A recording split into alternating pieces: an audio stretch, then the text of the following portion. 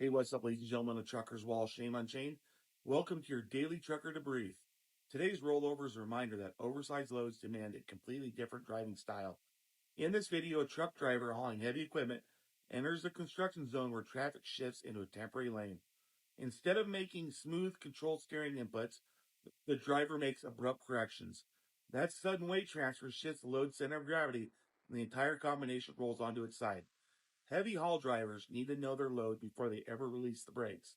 Understanding the weight, height, and center of gravity and driving accordingly is critical. Construction zones leave very little margin for error, and sudden steering inputs can quickly turn into a rollover. Slow down, stay smooth, and let the load do the work, not gravity. That's your daily trucker debrief. Stay safe on those highways and byways. Later, y'all.